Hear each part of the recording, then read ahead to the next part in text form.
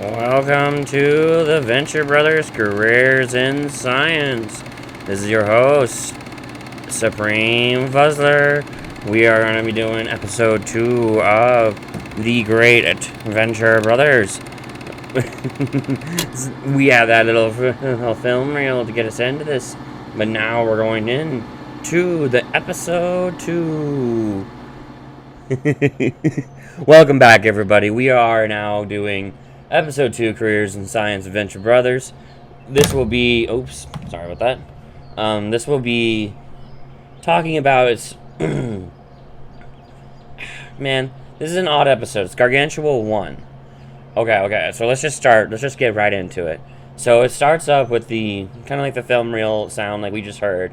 And it's a showing of career in science under Venture Industries, where you'll be working on Gargantua 1 up in the space with Jonas Venture, which is the first time you get to show Rusty's dad, Jonas Venture, who's like a towering figure, obviously super awesome and cool and interesting in that regard. And they're like, oh, you can work in space, and little Rusty even works here, and he's looking at him playing around, and his career in science has a bright future, which cuts into, or fades into, Rusty kind of just not hearing anything, taking some pills, and then the boys are pushing each other and messing with each other after they'd met this whole beginning. And then they have Rusty gets all mad, starts yelling at them. It's like, I will end it. Well, and then the boys, I think Hank is like, he started it, and Rusty's like, that doesn't matter. I'll end it in front of Brock, God, and everyone right here in a moment of passion, just like it started with me in a moment of passion, and or something opposite like that. It's a really fun episode. They even say there's earlier Rusty's like, stop, Brock's trying to drive, and Brock's like, I'm good. And then so he tells them to sit on their hands and just chill. And Dean's like, I can't read my book. You're not supposed to read. You know it makes you sick. Blah. And if he freaking pukes. I mean, Dean pukes in his spacesuit, and freaking Helper has to help him and tries to wipe it off and all that. Sorry. And it's a really cute little beginning parts, honestly. These were like a really cute little beginning. And leading into them going to, obviously, to Gargantua 1, it shows. And then it goes into the intro. As it cuts out of the intro, you show they're heading up to Gargantua 1. And this is where this episode... So I was reading, interestingly, that it was Doc Hammer's first solo writing in this episode, it ended up being. And so a lot of like the jokes and stuff are not ones that I would consider consistent with the rest of the series. They're like good jokes and they work. It's just I don't know if they would be in later episodes if they were to be written by Doc Hammer now, for instance. So then we have Rusty and the boys and Brock are coming up with the ship, and then they have this dude who's like, I'm gonna like, thank you, welcome, blah blah blah, you're gonna board and all that, let me take you to the ship's boarding person. I forget how they say it, Lieutenant Baldovich, and it turns out to be a woman, and she's got a nice, actually really sensual, sexy voice. You know, like one of those like kind of like smokes 10 cigarettes a pack a day, maybe, kind of scenario. I don't know. It's sexy. It's sensual and good. And so she's like, oh, yes, that's a big one.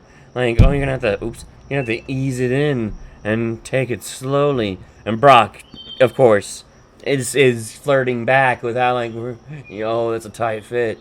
Are you going to be able to get in there? And like, wow, yes, wait for it. It's almost in. So funny.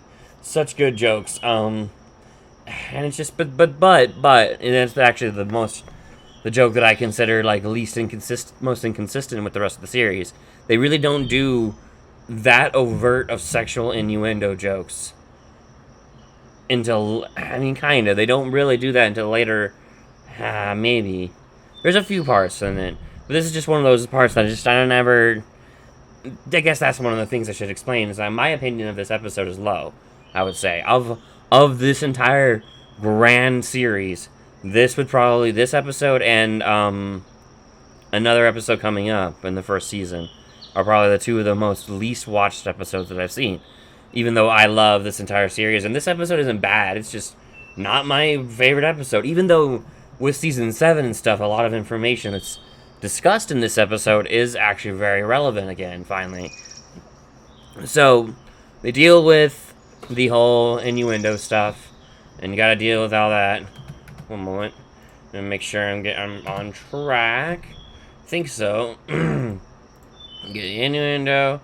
Oh, that's right. And then they do the whole classic, like, spaceman walking off of the fucking hangar bay doors, walking slowly, and then they meet, and they go meet these two people, and one's a dude, one's a person, obviously a woman, with a helmet on, and dude introduces himself as Bud Manstrong. He's essentially supposed to be Buzz Armstrong, in a way, but, like, not. So, and then they introduce Lieutenant Baldovich, and then the girl takes off her helmet, and you can see in this picture here, if you're on YouTube at least, it's fucking just, they basically, to describe it to you, just freaking Dean, Hank, Brock, and Rusty are all like, whoa! They never show this woman's, Lieutenant Baldovich's face. It's actually one of my, like, I guess this is not necessarily a critique, because it's part of the whole point of the episode, but, like, I really, really wish I could see her face. I want to know what is so bad that it makes even, like, kind of good people like Dean and stuff kind of just flinch. They literally flinch, and I'm like, ooh, whoa, damn, ooh, that kind of fucking feeling.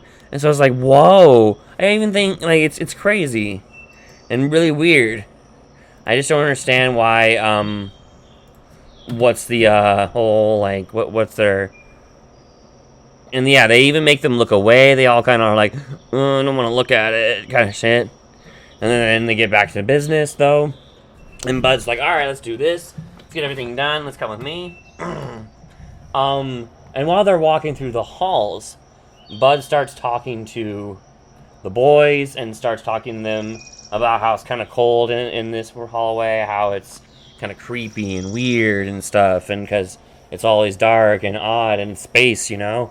And Bud starts talking about a story.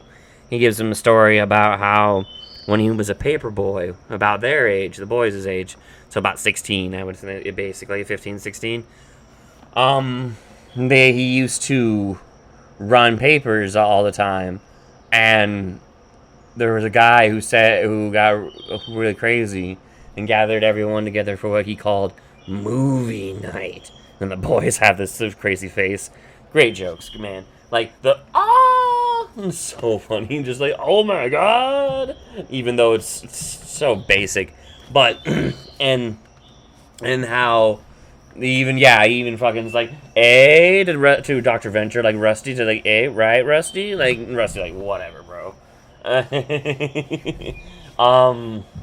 So, as that continues, they are like, oh, the boys are like, Phantom Spaceman, and becomes the thing where, like, they're like, oh my god, and then he killed them, that's right, and then Buzz continues his story, and it's like, he fucking opens the bay doors and kills everyone, because he gathered them all together for movie night. Well, and I don't want to spoil too much, because this is only episodes 2, but this is really, really relevant. This actual episode is super relevant to the greater plot of the series. What he's talking about, because he talks about how under the guise of Sharky's Machine and Burt Reynolds, with the Stardust by the Crusaders playing, and like all of these things that he talks about become big plot points in later episodes with Rusty, Jonas, and all that. Anyways, so they progress through the story, get that done. The boys are like Phantom Spaceman, all that crap. Rusty's like, whatever, bro. Yeah. And he's like, let's just get to business. What did you bring me here for? And they're like, well, there's this problem light and the light turned on. And Rusty's like, okay. And they're like, well, it's never done that before. And so, and he's like, okay. And they're like, and we found this. And it's just a thing, like, if problem, contact Dr. Venture. Which, of course, they more likely meant Jonas Venture. But since Jonas is obviously not around, although they haven't made that clear, it's pretty clear at this point. Sorry.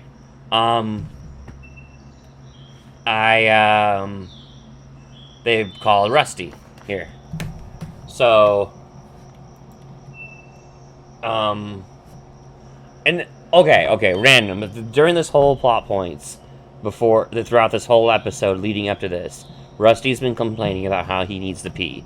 And he keeps being like, we need to get this done and get this quick to this so I can get into the bathroom, basically. And that's consistent for up into this part of this episode. And they're talking about how he's like, alright, I'll try to fix it, whatever. I'm Dr. Venture, and I have to try to fix something that my dad fucking made. That's apparently what I do. And then he's like, awkwardly chilling, and they're like, dude, what's wrong? He's like, oh, I'm just testing out the waste compartment of this suit. Gotta love space travel. Gotta love that filtration. Obviously, he's actually just pissing himself. Because, wow, Rusty, you just don't understand your own stuff. But, so, they're like, let's get to work, and we'll go deal with this. It goes to the next part of the episode, which, if I recall, is, okay. Then it's Rusty messing with buttons and stuff, trying to figure out. The boys are like, it's still on, basically always asking them what's up. And then Brock's messing with compartments, and Brock's like, this is kind of a waste of time. It seems like none of these compartments have ever been opened since they were built, basically. Okay, well, and then it goes to fucking Baldovich and Bud Manstrong kind of talking to each other about Bud's basically giving a super poetic kind of like my love kind of speech about how I know I've been patient and we've been patient and I've been bad, basically bad to you, and he's doing it trying to be really poetic about it, and then she's basically like 16 years or however the fuck long many years of holding hands. 16 I think it is 16 years of kissing on cheeks and having notes and blockers. What more can a girl want? Like, it really is an interesting little, like, yeah, he is obviously a good guy, kind of, and a pure guy, but obviously this woman wants, some extra lovins and shit kind of thing, and he's just not that type of motherfucker, and so there's some issues going on. So then they cut to Rusty fucking around with buttons.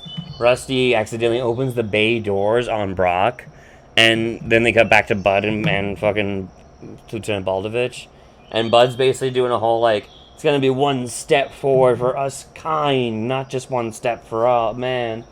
Is there any reason you might not want to? And then as that's happening, she sees Brock fly out of the fucking cargo bay, and so she screams, Brock! And so he's like, oh my god, Brock Sampson, you are in the way of my love. Fucking idiot. But still, so that's how. And they also have, but they also have Brock being a badass, not only because he's like not dying from space immediately, and he keeps a hold of a fucking wire to keep himself alive, but also catches his cigarette mid-air mid-space, whatever you want to call it, in order to have a smoke still while this is all going on. It's fucking nuts. He is a badass. Also, Helper gets flown out of the space station in this instance. And then they get to a point where it's like blinking and shit, and then so Rusty's like, well, I closed the bay doors. He closes the bay doors on accident, though, again, not really on purpose. And then the boys and Lieutenant Baldovich go to the cargo bay to see what happened, and Brock's all frozen and effed up with a bloody nose, and He just spits out the bloody nose like a fucking baller, and it's just like, yeah, I'm okay. I'm gonna go lie down though. And Baldovich is like, he was out in space. He should be dead. And the fucking boys are like, Phantom Spaceman. So funny. And of course, Baldovich is swooned. Oh, that's right. And then Rusty accidentally slips and hits his head also. That happened. And then which leads to the boys coming back, seeing him on the ground, being like, dude, is he dead? Phantom Spaceman, get him? And then being like, we should check his neck, check his pulse. And they're like, no, you do it. No, you do it. And then they kick him. And they're like, he's dead. Oh no, Phantom Spaceman got him. It's so funny. Like, why would they... God dang it, kids. These kiddo boys. So brutal, so weird. So, yeah, that whole situation. Rusty does actually wake up almost immediately after they leave. And you have the introduction for the first time, well, the second time, actually, of Jonas Venture again. This time he's in a train uniform. From what later shows, this is like his main outfit besides being in a doctor science outfit. Like when he's not in a science outfit, he's kind of in this. Although he's also, from all the outfits they show in this little clippings of Rusty hallucinating, it might have peed my pants. Fucking Rusty.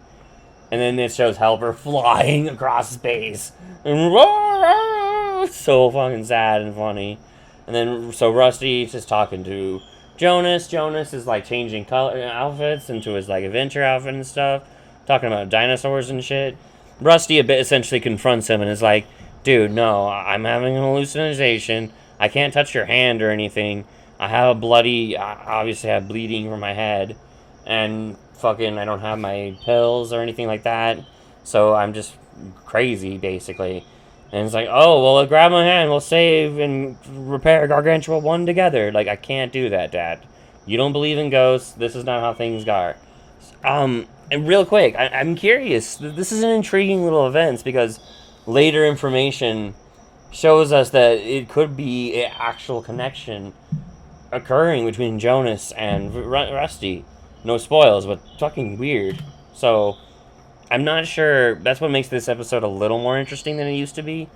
New information has changed what you kind of look at. Changed how you kind of look at the episode.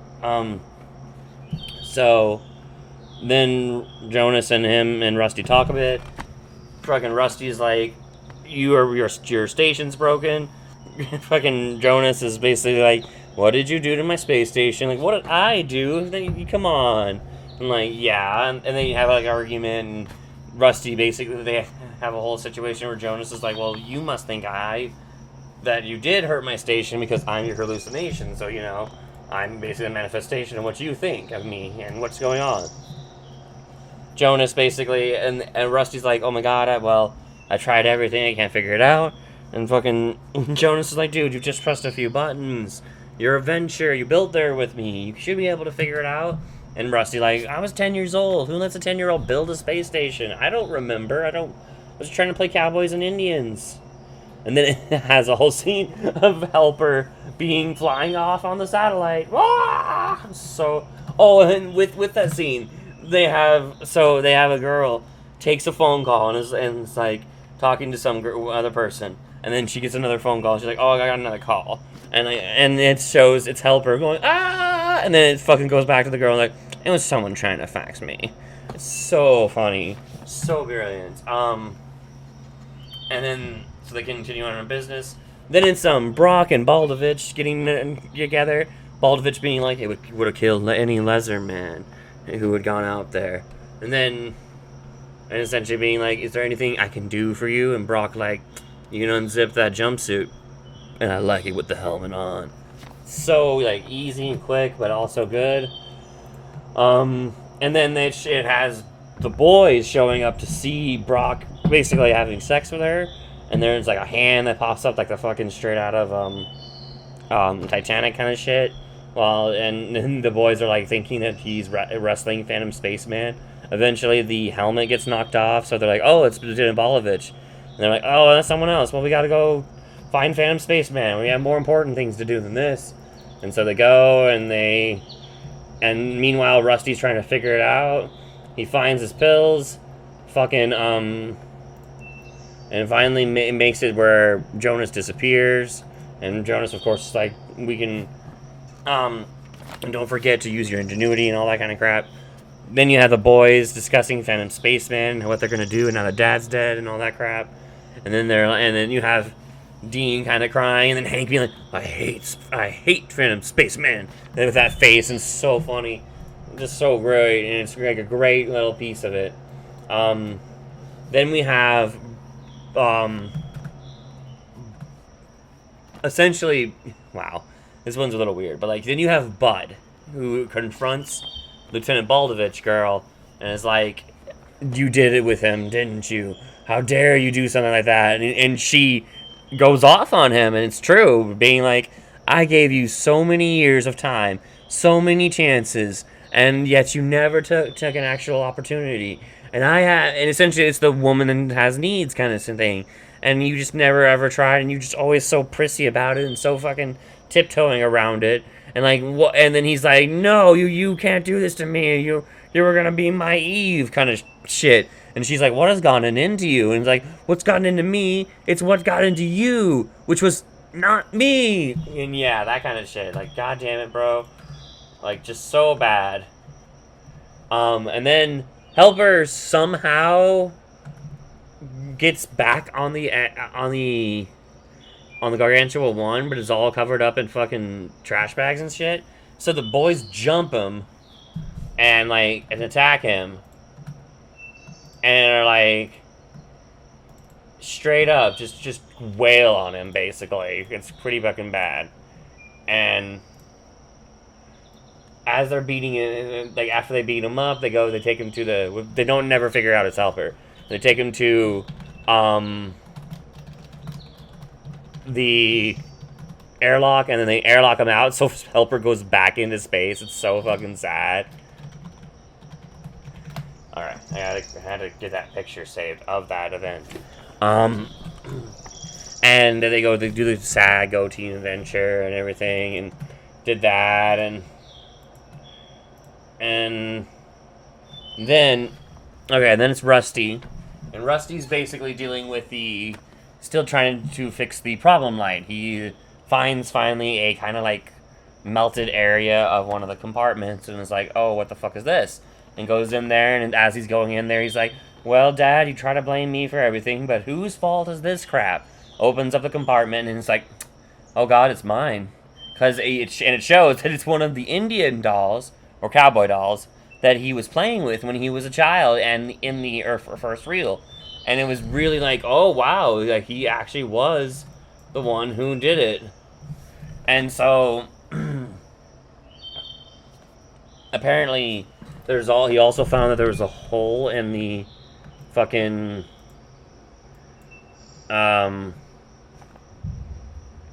Gargantua 1, so he has Brock go to repair it, and as he's going to, Bud comes in all crazy like, and is like, I'll go with him. It could be dangerous out there. And Brock's like, whatever. And fucking Rusty like, sure, whatever, man. Just do whatever you want to do. Fucking... And then Bud does the whole speech to Brock about how, like, you must treat her well. She will be a great wife, a great woman. I have been working with her for years, and she has always been a wonderful lady. Not realizing that not even just it's not just Brock who really just wanted to get laid and doesn't care. But the girl herself seemed to just, like, was like, you're a great man, I just want to do you, kind of, Brock. Might as well. He's right there. And then Bud stupidly, as he's talking to Brock, grabs him from behind, like, touches his shoulder from behind. And, I don't know, Brock's kind of a crazy bastard. And so he just goes all mad, all Mad Libs on him and just starts wailing on his ass and just kicks the shit out of Bud. Straight whoops his ass. Horribly whoops his ass. And then, as they repair the hull, Brock comes back inside. Rusty fixes the whole fucking melted cowboy thing. It's like, the boys show back up and are like, oh my god, Dad, you're alive. Rusty's like, well, we fixed it, we should go. They got him a new spacesuit because I don't remember why they really had a new spacesuit available, but they did. And the boys bitch at each other about like, oh, boo-hoo, you're all like, oh no, Phantom Spaceman. And they get into another fight again because they're basically betraying their brotherness, and at this time, their 15, 16-year-oldness, brotherness. Rusty's like, they can thank me later, so we're gonna leave without even fucking caring. So him and his crew go get the fuck out of here. In the meantime, fucking Lieutenant Bolovich uses the fucking like metal arm to fucking keep Bud outside of the space station, and is like, not until you apologize will you allowed back in, because he's been a douche. And then he is not wrong though, being like, I could die out here. And then fucking as Rusty's leaving, he does the whole warp drive kind of shit where he goes like the rocket engine start, and so Bud gets blasted right into the fucking window, and it's so funny and badly hilarious. And then the last scenes are the problem light coming back on and blinking, which is an interesting thing that I always forget, that they're like, no, the problem light continued. This was an issue that would persist, and probably be the reason for later events. Then you have the outro, which leads into the final scene, which is fucking Helper as a meteor landing right in the middle of Venture Compound's fucking yard. Perfect place. So, that is the Careers in Science episode. Episode's not bad at all, once you go over it. With all the extra information from later seasons now, specifically season 7, the most recent one, this episode became a lot more important and had a lot more and there's a lot more like intrigue to it. Like the problem light being blinking at the very end still. You're like, oh, okay, that means more now that we know more about the problem light. And then the stuff about Rusty's problems and being the person who actually destroyed Gargantua 1. When in reality, is that true actually? What was the true cause of the problem light if it wasn't what Rusty dealt with? And then they get a good showcasing of Brock being a player and that type of kind of guy. It showcases character Bud, who becomes a character later, although not as prominent as others, but still, he's interesting. This whole purity stuff is fun and weird. It showcases the boys in their imagination, their naivety, their susceptibility, and their like straight ignorance of certain things like sex, for instance. And it shows Rusty. The biggest thing in this episode really is the Rusty and his dad's dynamic. How like he's like, I've always imagined you towering over me. I've always had you being the big guy. You've always been that kind of a guy. And how he's always called on to repair his father's inventions, not his own, and basically to pick up or repair what his father's legacy, and never truly do anything that's great for himself, it seems. At least these first 2 episodes have not given you any reason to believe that Rusty himself is a great super scientist.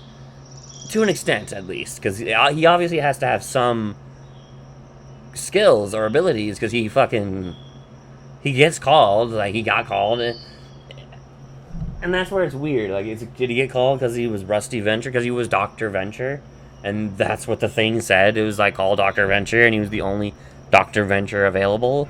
Or was it truly because he is the only super scientist who is likely capable of dealing with venture industry science?